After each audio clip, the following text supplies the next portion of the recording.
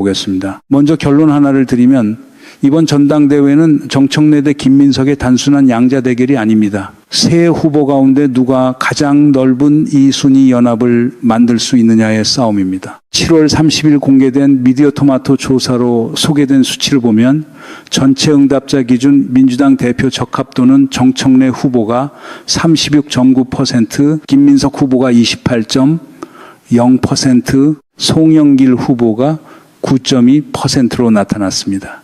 겉으로 보면 정청래 후보가 한 발 앞서 있습니다. 제목만 뽑으면 간단해요. 정청래 선두, 김민석 추격, 송영길 3위. 방송 자막도 그렇게 만들기 좋습니다.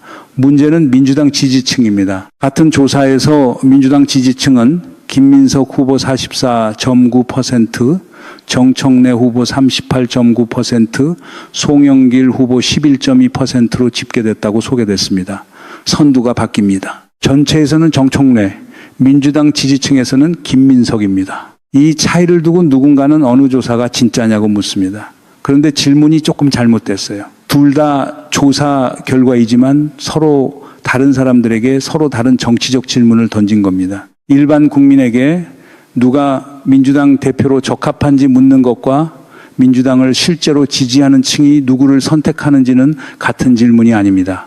식당 앞을 지나가는 사람에게 주방장을 고르게 하는 것과 매일 그 식당에서 밥을 먹는 손님에게 주방장을 고르게 하는 차이라고 할까요? 지나가는 사람의 평가도 중요하지만 실제 계산서를 내는 사람이 누구인지는 따로 봐야 합니다. 민주당이 공개한 전당대회 투표 안내와 연합뉴스의 6월 30일 보도를 보면 본경선은 대의원과 권리당원의 표를 합친 당원 투표가 70%, 국민 여론조사가 30% 반영됩니다. 대의원과 권리당원은 1인 1표로 같은 기준이 적용됩니다. 국민 여론조사도 아무 정당 지지자나 모두 들어가는 방식이 아니라 민주당 지지층과 무당층을 중심으로 반영되는 구조입니다. 그러니 전체 성인에게 물은 적합도 조사만 놓고 실제 승자를 미리 선언하는 건 예고편만 보고 영화 결말을 써버리는 것과 비슷합니다. 편하긴 한데 대개 틀립니다. 이 대목에서 보수층이나 국민의힘 지지층의 응답이 전체 결과에 어떤 영향을 줬는지도 따져봐야 합니다. 그들이 조사에 답하는 것 자체가 잘못이라는 뜻은 아닙니다. 전체 국민의 시선도 집권 여당 대표에게 중요한 평가입니다.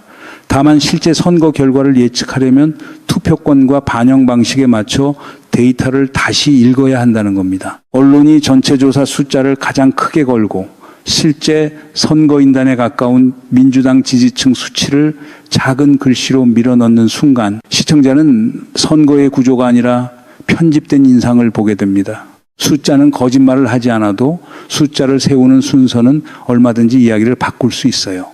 7월 23일 뉴스토마토와 미디어토마토가 공개한 직전 조사에서는 5명의 후보를 놓고 물었을 때 전체 1순위가 정청래 33.7%, 김민석이 12.0%, 송영길 11.7%였습니다. 당시 민주당 지지층에서는 정청래 39.4%, 김민석 37.5%로 오차범위 안접전이었습니다. 예비 경선을 거쳐 김민석, 정청래, 송영길 세 후보만 남은 뒤 소개된 이번 조사에서는 민주당 지지층의 순서가 김민석, 정청래, 송영길로 바뀌었습니다. 단순한 한 장의 사진이 아니라 흐름으로 보면 김민석 후보가 당심에서 살아 움직이고 있다는 뜻입니다. 반대로 정청래 후보는 전체 인지도와 폭넓은 선호에서 강점을 유지하고 있습니다. 어느 한쪽이 무너졌다고 보기 어렵습니다. 그런데 여기서 첫 번째 함정이 나옵니다.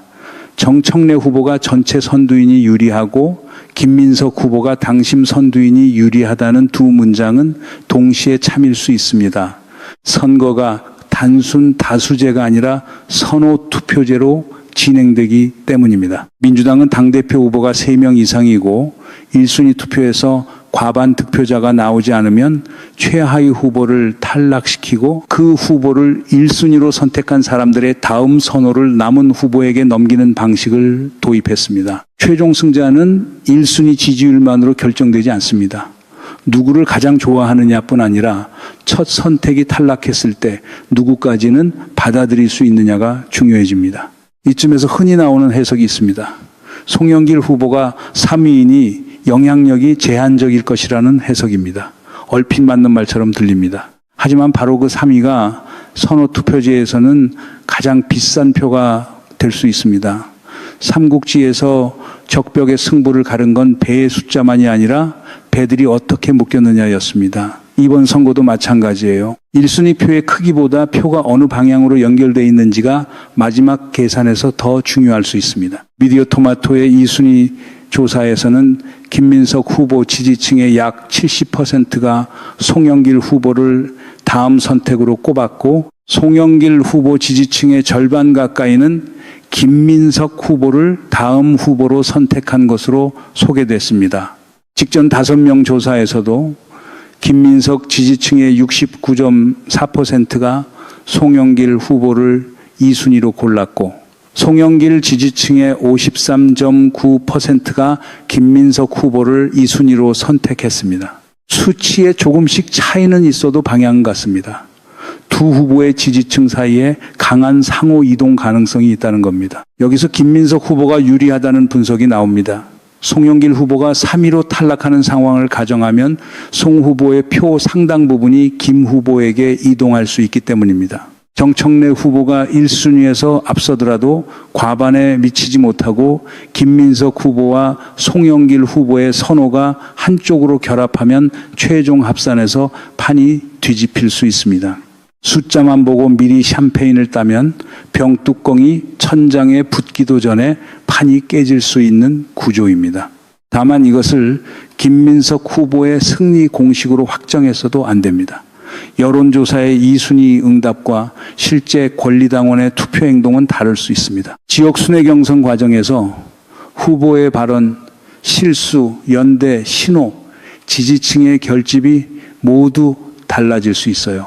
더구나 송영길 후보는 단순한 표 배달자가 아닙니다. 전직 당대표의 경험과 정치적 인맥, 토론에서의 안정감을 갖춘 독립 후보입니다. 김민석 후보가 중간에 결정적인 실수를 하거나 정청래 후보와의 대결 구도가 지나치게 거칠어지면 송영길 후보가 대안으로 치고 올라올 가능성도 배제할 수 없습니다. 선호투표제에서 3위는 조연이 아니라 경우에 따라 결말을 바꾸는 인물입니다. 첫 텔레비전 토론이 중요했던 이유도 여기에 있습니다. 7월 29일 문화방송에서 열린 첫 토론에서 새 후보는 지방선거 평가, 유시민 작가의 발언, 계파 정치 논란, 보안 수사권 문제 등을 두고 맞붙었습니다. 송영길 후보와 김민석 후보는 정청래 후보를 압박했고 정 후보는 방어에 집중했습니다.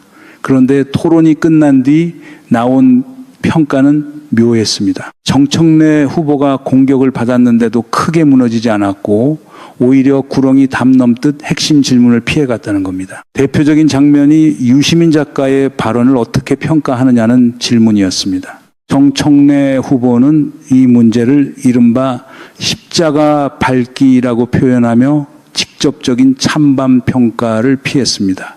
정치적으로는 계산된 답변입니다. 유 작가를 비판하면 일부 강성 지지층이 이탈할 수 있고 두둔하면 이재명 대통령과의 관계를 둘러싼 불필요한 논란이 커질 수 있습니다. 어느 쪽을 선택해도 손해가 날 수 있는 딜레마 질문이었죠. 정 후보는 질문의 틀 자체를 거부하는 방식으로 빠져나갔습니다. 하지만 토론 기술과 당대표의 답변 책임은 다른 문제입니다.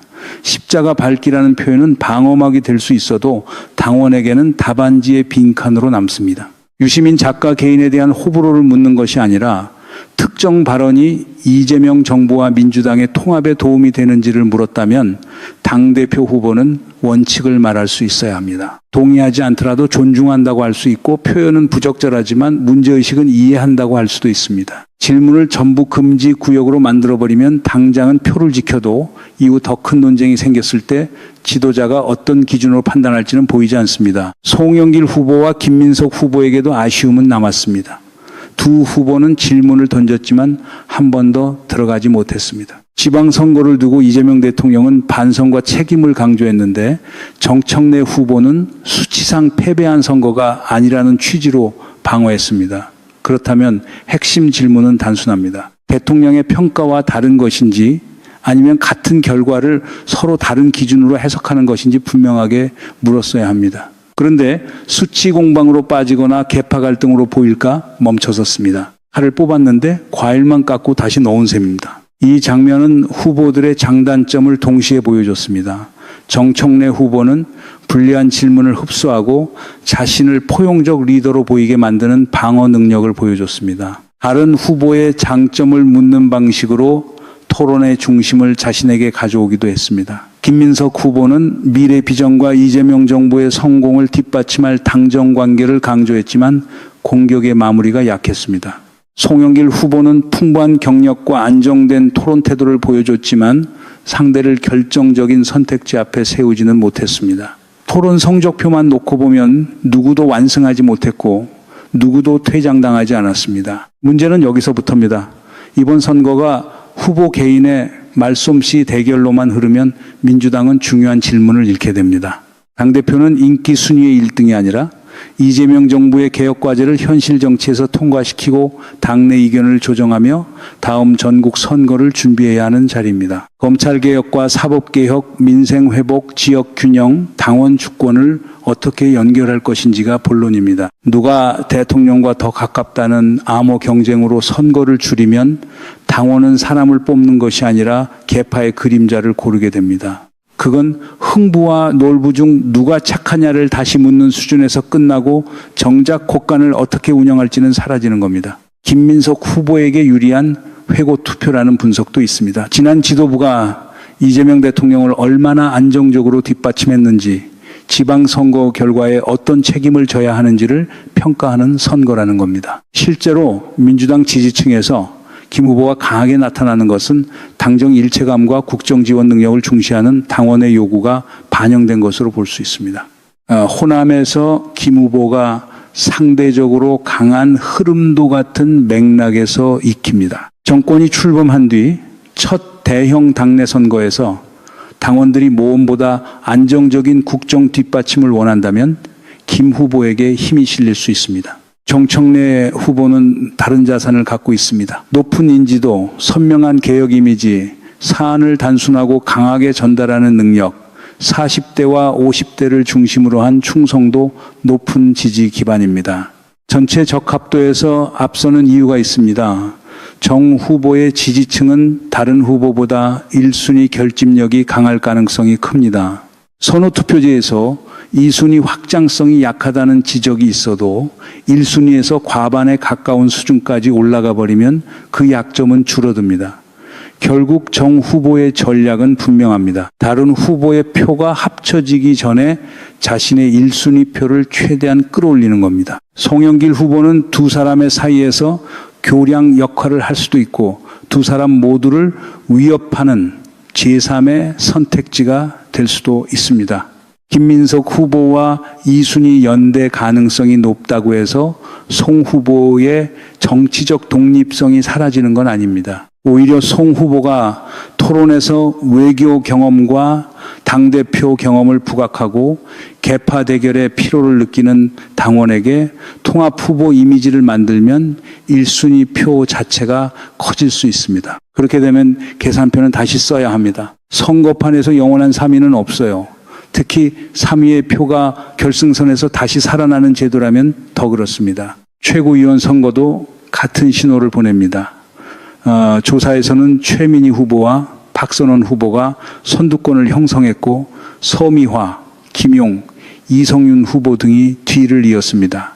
최민희 후보와 박선원 후보가 강한 이유는 지난 의정활동과 당내 개혁과제에서 존재감을 보여줬기 때문이라는 평가가 나옵니다. 그러나 최고위원 선거까지 친정 청래 대친 이재명이라는 편 가르기로 흘러가면 후보 개인의 역량과 정책은 사라집니다. 당대표와 최고위원 구성을 하나의 패키지로 묶어줄 세우는 순간 지도부는 출범하기도 전에 내부 전선부터 갖게 됩니다. 여기서 당원들이 봐야 할 기준은 친누구라는 꼬리표보다 세 가지입니다. 이재명 정부의 성공을 실제 입법과 조직 운영으로 뒷받침할 수 있는가? 검찰과 사법 권력의 개혁을 구호가 아니라 제도로 완성할 수 있는가? 서로 다른 지지층을 적으로 만들지 않고 다음 선거까지 함께 데려갈 수 있는가입니다. 개혁의 속도와 국정의 안정은 서로 반대말이 아닙니다.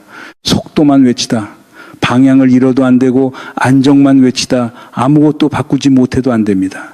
좋은 지도부는 가속 페달과 브레이크 가운데 하나를 버리는 사람이 아니라 커브 앞에서 둘을 제대로 쓰는 사람입니다. 이제 처음 질문으로 돌아가 보죠. 전체 조사에서 앞선 정청래 후보가 왜 안심할 수 없고 민주당 지지층에서 앞선 김민석 후보도 왜 승리를 장담할 수 없을까요? 답은 간단합니다. 이번 선거의 표는 한 번만 움직이지 않기 때문입니다. 1순위에서 한 번, 탈락 후보의 2순위에서 다시 한 번 움직입니다. 여기에 지역 순회 경선과 세 차례의 텔레비전 토론이 후보의 인상을 계속 바꿉니다. 조사 숫자는 출발점이지 도착점이 아닙니다. 가장 큰 통찰은 이것입니다. 선호 투표제는 가장 열렬한 지지자를 많이 가진 후보만 뽑는 제도가 아니라 가장 넓게 거부당하지 않는 후보를 찾아내는 제도입니다. 강한 1순위와 넓은 2순위 가운데 어느 힘이 더 큰지 시험하는 장치예요. 그래서 이번 전당대회의 진짜 경쟁은 누가 더 세게 말하느냐가 아니라 누가 자신의 지지층 밖에서도 두 번째 선택이 될 수 있느냐입니다. 정청래 후보는 확장성을 증명해야 하고 김민석 후보는 당심의 우위를 실제 투표 조직으로 바꿔야 하며 송영길 후보는 2순위 창고가 아니라 독자적인 1순위 후보임을 보여줘야 합니다. 당원들도 선택의 기준을 더 높여야 합니다. 특정 후보를 지지하는 것과 다른 후보를 적으로 만드는 것은 전혀 다른 행동입니다. 전당대회가 끝난 다음 날부터 새 후보와 그 지지층은 같은 정부와 같은 당의 성공을 위해 다시 만나야 합니다. 오늘의 네거티브가 내일의 협력을 불가능하게 만들 정도라면 그 공격은 상대 후보보다 민주당에 더 큰 상처를 남깁니다. 이솝 우화의 해와 바람처럼 옷을 벗기겠다고 더 거세게 몰아붙일수록 사람은 오히려 옷깃을 닫을 수 있습니다. 설득의 힘은 목소리의 크기가 아니라 상대가 스스로 움직이게 만드는 데 있습니다. 첫순회 경선인 충청권 결과는 이 구조를 확인하는 첫 시험대가 될 겁니다. 정청래 후보의 높은 인지도가 실제 권리당원 표로 이어지는지 김민석 후보의 당심 우위가 조직된 투표로 나타나는지 송영길 후보가 2순위 선호를 1순위 지지로 끌어올리는지가 드러납니다. 이후 부울경, 제주와 인천, 강원과 대구, 경북, 호남, 경기와 서울로 이어지는 과정에서 지역별 결과는 단순 누적표 이상의 심리 효과를 만듭니다. 첫 승자가 흐름을 만들 수도 있고 예상 밖 결과가 위기감을 자극해 반대편을 더 강하게 결집시킬 수도 있습니다. 여론조사를 읽을 때 또 하나 조심할 점이 있습니다. 적합도는 투표 의향과 같지 않습니다. 누가 대표로 괜찮아 보이느냐는 질문에는 상대당 지지자도 답할 수 있고 아직 투표할지 결정하지 않은 사람도 답합니다. 반면 실제 권리당원 투표는 휴대전화 알림을 열고 인증을 거쳐 후보의 순위까지 입력해야 합니다. 호감이 행동으로 바뀌는 과정에서 조직력과 충성도, 후보 캠프의 동료 능력이 작동합니다. 조사에서 몇 % 앞섰다는 사실보다 그 지지자가 실제 투표장까지 움직일 사람인지가 중요해요. 물 위에 보이는 파도만 재고 바닷속 조류를 보지 않으면 배는 엉뚱한 곳으로 갑니다. 또 언론의 경마식 보도는 후보들에게 나쁜 유혹을 줍니다. 매일 순위를 뒤집는 자극적인 한마디를 요구하고 정책보다 충돌 장면을 앞세웁니다. 후보가 그 유혹에 올라타면 조회수는 오를지 몰라도 당의 신뢰는 깎입니다. 이번 첫 토론에서 새 후보가 결정적인 충돌 직전에 멈춘 것을 약점으로만 볼 필요는 없습니다. 당내 선거가 끝난 뒤 다시 협력해야 한다는 현실을 의식한 절제일 수도 있습니다. 다만 절제와 회피는 다릅니다. 상대를 모욕하지 않으면서도 자신의 기준은 분명히 말해야 합니다. 당원들이 원하는 건 싸움을 못하는 대표가 아니라 싸울 때와 멈출 때를 구분하는 대표입니다. 결국 이번 민주당 전당대회는 한 사람의 정치적 재기를 결정하는 행사가 아닙니다. 12.3 비상계엄 이후 헌정 질서를 회복하고 검찰과 사법 권력의 정치화를 바로잡고 이재명 정부의 민생개혁을 실제 성과로 연결해야 하는 집권 여당의 지도부를 고르는 선거입니다. 언론은 누가 누구와 싸웠는지에 집중하겠지만 당원은 누가 싸움을 끝내고 일을 시작할 수 있는지를 봐야 합니다. 인물의 팬덤보다 정부의 성공, 계파의 체면보다 국민의 삶이 앞서야 합니다. 정청래 후보의 선두가 굳어질지, 김민석 후보가